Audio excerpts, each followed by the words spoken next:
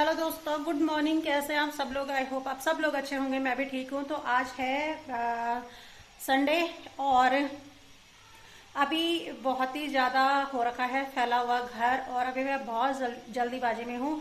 तो सैटरडे को मैंने कोई भी शूट नहीं किया क्योंकि मेरा था स्पा और हेयर कट।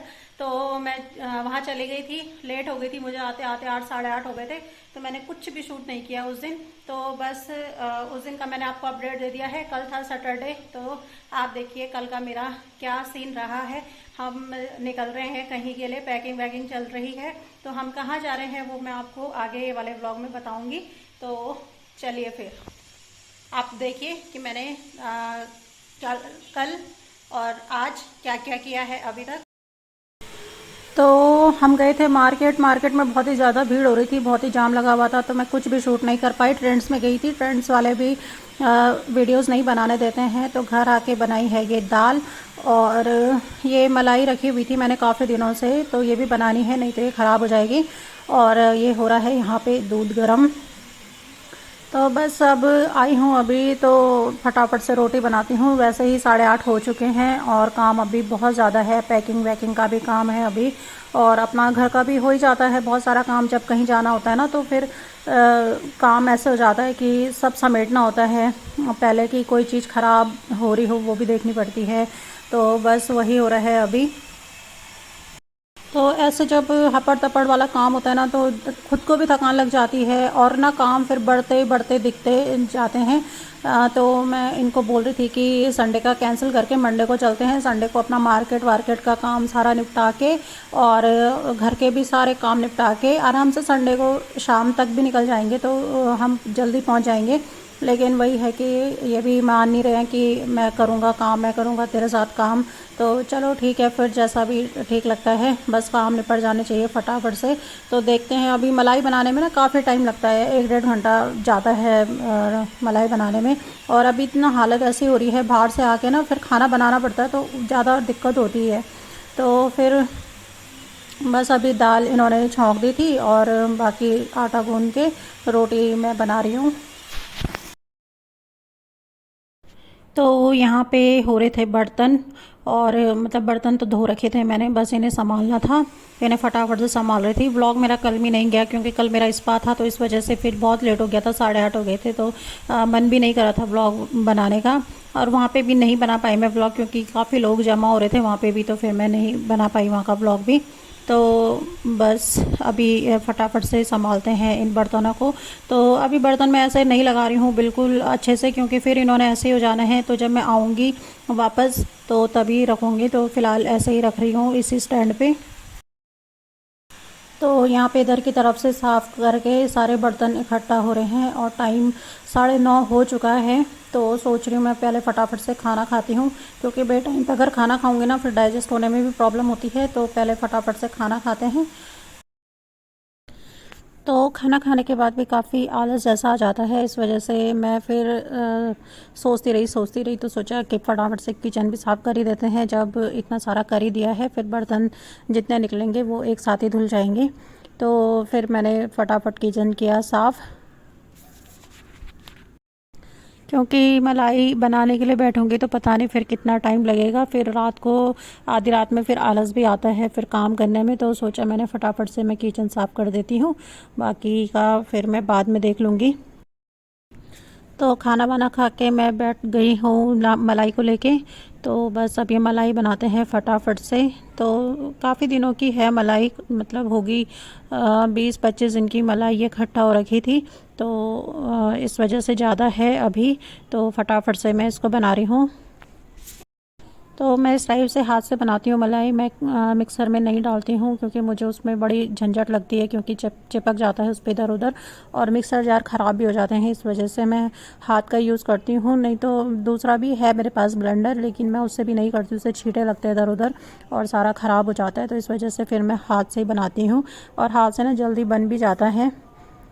तो बस ये बटर निकल गया है अलग से। अब 1-2 बार पानी से वॉश करके फिर मैं इसको मक्खन रख दूँगी।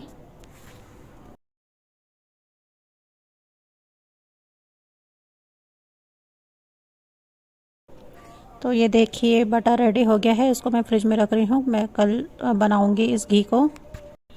तो आज है अगला दिन, आज है संडे। तो यहाँ पे बन रही है चाय और ये मैंने घी मेल्ट करने के लिए रख दिया है, क्योंकि इसको बनाने में भी थोड़ा टाइम लगेगा, आधा पौन घंटा लग जाता है इसको बनने में भी। तो जब तक मैं और काम करूँगी तब तक ये घी बन जाएगा। और यहाँ पे देखिए कितना हो रखा है फटाफट से। अभी मैंने कल रात को भी पैकिंग नहीं की थी, 11 बज गए थे, तो आलस भी आ गया था, फिर थकान भी लग गई थी, तो इस वजह से फिर ये पैकिंग अब हो रही है।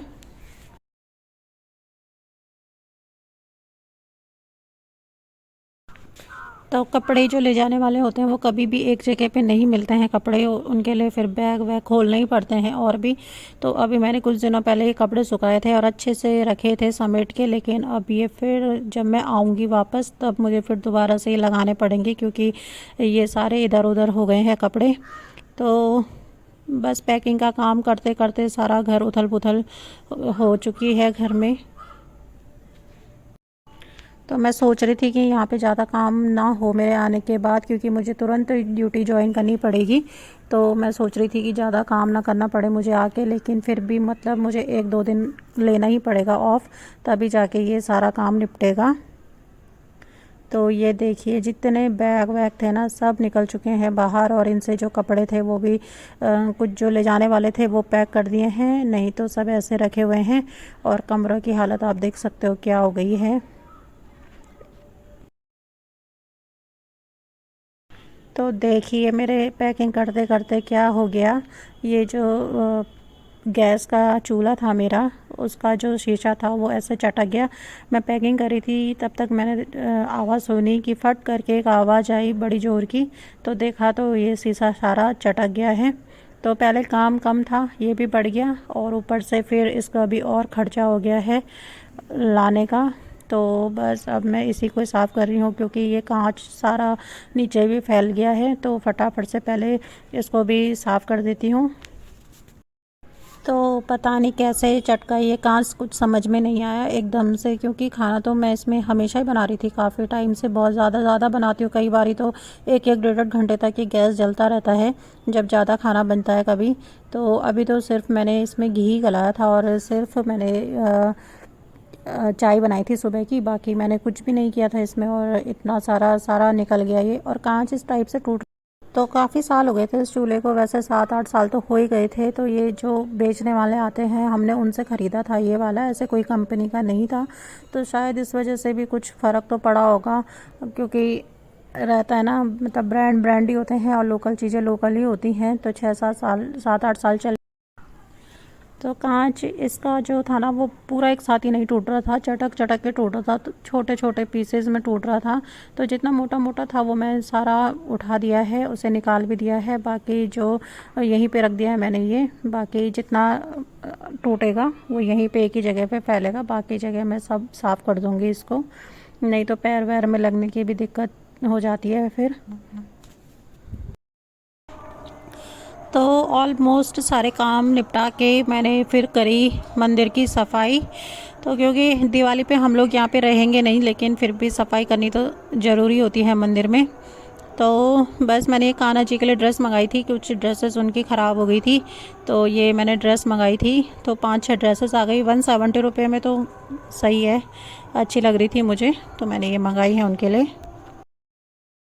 तो जो ये ड्रेसेस ऑर्डर की हैं मैंने, वो की है मैंने शॉप्सी से, क्योंकि मार्केट जाने का तो बिल्कुल भी टाइम नहीं होता है, और ना अगल बगल कहीं मिलती हैं ये सब चीज़ें। तो मैं काफ़ी दिनों से सर्च करी थी कान्हा जी की ड्रेस, लेकिन नहीं हो पा रही थी, नहीं मिल पा रही थी। तो मैंने सोचा कि चलो ऑनलाइन ही मैं सर्च करती हूँ, और अच्छे प्राइस पर मुझे बहुत ही अच्छी ड्रेसेस मिल गई हैं। तो मैंने शॉप्सी से ऑर्डर की हैं ये ड्रेसेस, और ये मैंने कान्हा जी को पहना भी दी है ड्रेस। तो देखिए कान्हा जी भी चमक गए हैं मेरे। तो बस करते हैं अब पूजा, और मिलती हूँ मैं आपको पूजा के बाद।